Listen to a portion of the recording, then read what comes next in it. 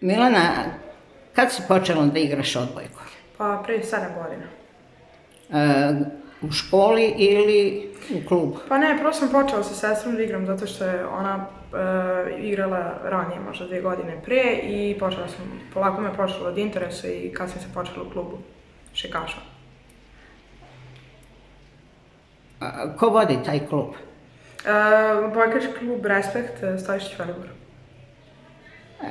Kaži, na kom mjestu igraš?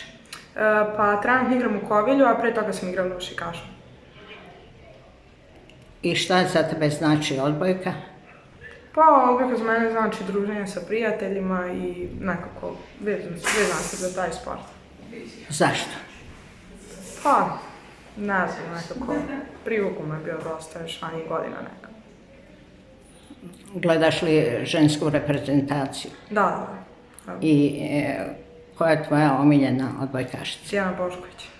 Zašto? Pa ne znam, nekako izdvaja mi se dosta onako u igri generalno.